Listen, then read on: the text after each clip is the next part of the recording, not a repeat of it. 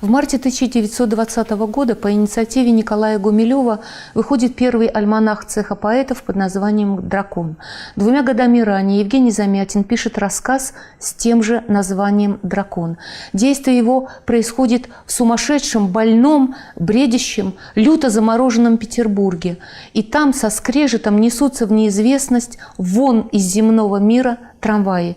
Действие рассказа происходит на площадке трамвая этого фантастического нечеловеческого города.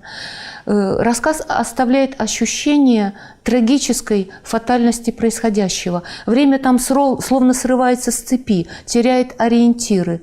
Трамвай Замятина – метафора мира революционной России.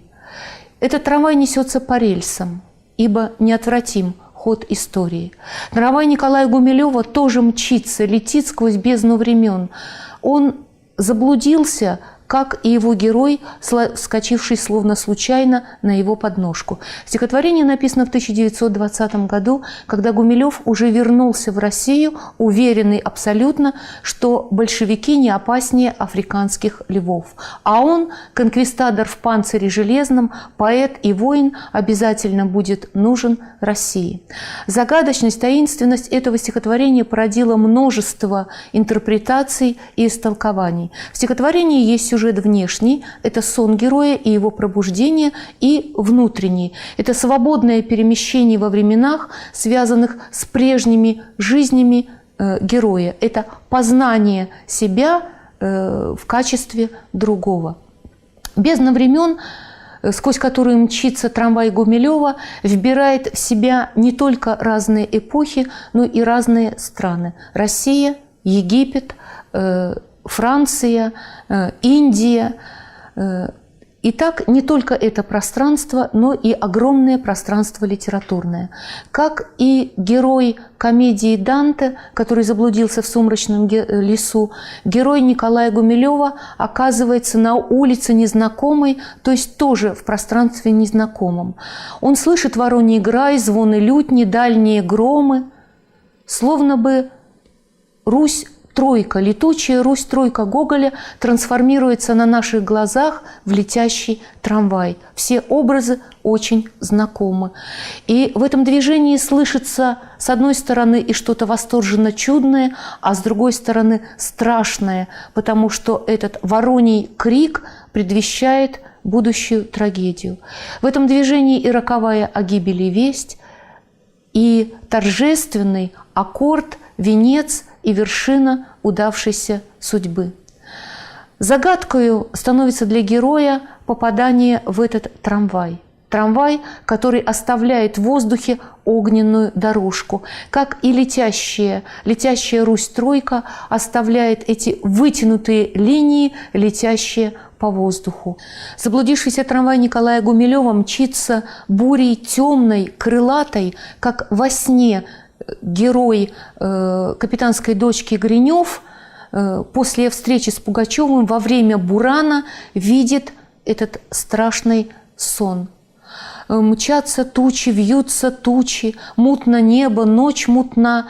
Герой заблудившегося трамвая словно бы попадает в бесовский хоровод стихотворения Пушкина «Бесы». И главная мысль – сбились мы, что делать нам?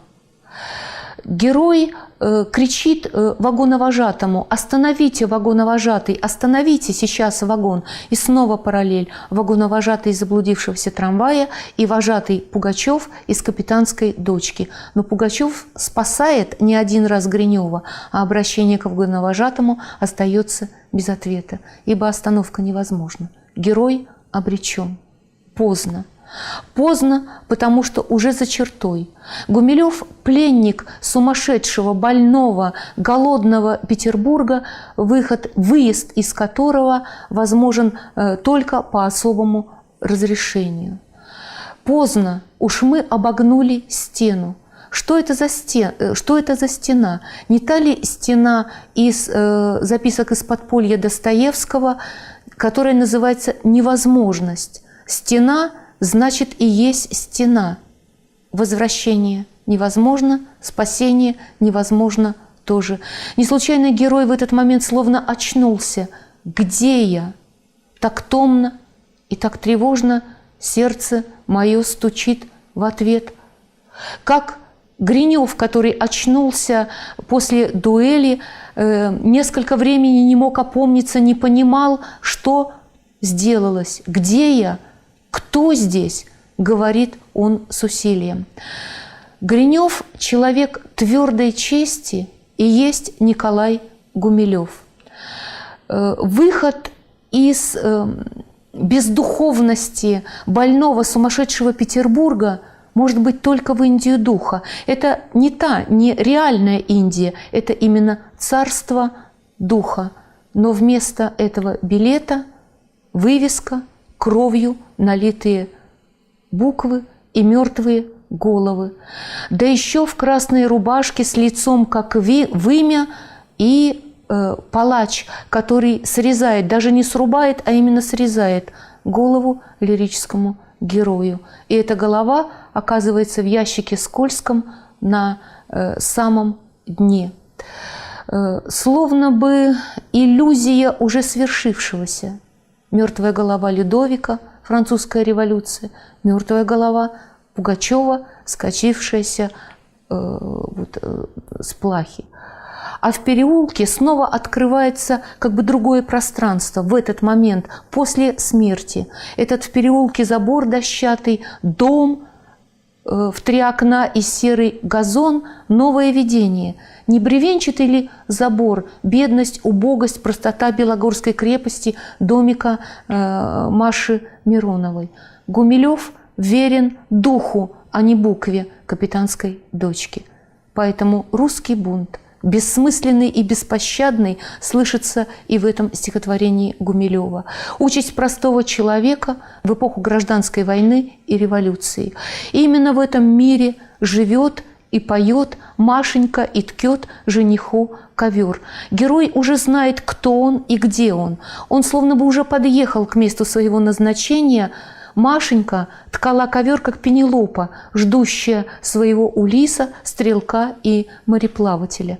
Но остановка невозможна. Трамвай мчится дальше. Лирический герой Гумилева не увидится со своей возлюбленной, потому что он идет представляться к императрице, а далее пробуждение. Герой словно вырывается из бездны времен и понимает, наша свобода только оттуда бьющий свет. Люди и тени стоят у входа в зоологический сад планет. Зоологический сад планет – космос, свобода. Это свет только оттуда. На Земле этой свободы нет. Она там, где обитель дальняя трудов и чистых нег героя стихотворения Пушкина. Она там, куда давно усталый раб замыслил побег, герой пушкинский, куда стремится герой Лермонтовский, готовый для этого забыться и заснуть. Это та свобода, тот покой долгожданный, который потом подарит Михаил Булгаков в «Мастере и Маргарите» своему мастеру. И покой и вечный дом. И только после этого, как бы перехода в иное пространство, в иной мир, герой чувствует ветер знакомый и сладкий. Ветер знакомый и сладкий, он не пугает, как и всадника длань железной перчатки и 2 копыта его коня. Не пугает ветер смерти, не пугает летящая на него громада. Более того, если медный всадник в поэме Пушкина скачет за Евгением с тяжелым топотом, он скачет за, то здесь навстречу. И это не страшно для героя. У Пушкина он предвестник гибели героя, у Гумилева это добрая весть. Но несмотря на эту разницу и в том, и в другом произведении, попытка порабощение жизни, природы оборачивается прежде всего против маленького человека и его возлюбленной. Революция сродни стихии. Она завораживает, она захватывает, но она не щадит никого. Лирический герой еще надеется спасти Машеньку, отслужить молебен о ее здравии в Исаакиевском соборе. Но там, где он закажет и панихиду по себе, он надеется, но уже понимает свою обреченность и принимает свою судьбу. Дышать и жить всегда больно и трудно. Сердце навеки угрюмо. Трудно дышать и больно жить. Машенька, я никогда не думал, что можно так любить и грустить. И вот эти последние строчки как озарение. Баллада о гибели заканчивается не взрывом отчаяния, а осознанием исключительности любви, той любви, что движет солнце и светило, любви к женщине и любви к России. Конечно, смысл заблудившегося трамвая не исчерпывается этими параллелями с Достоевским, Пушкиным, Лермонтовым, Гоголем, Данте. Но в литературе, как в искусстве, всегда одно прорастает через другое, ибо, как говорил старец Зосимов в «Братьях Карамазовых», ибо все как океан. В одном конце мира тронешь, в другом конце мира отзовется. В статье о поэтах Озерной школы Гумилев писал: «Они касались того вечного в душе человека, что задевает всех и во все эпохи.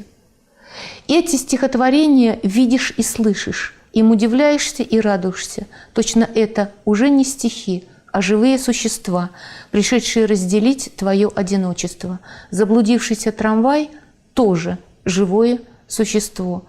Гумилев был убежден, что только искусство дает возможность дышать в том мире, в котором дышать уже невозможно.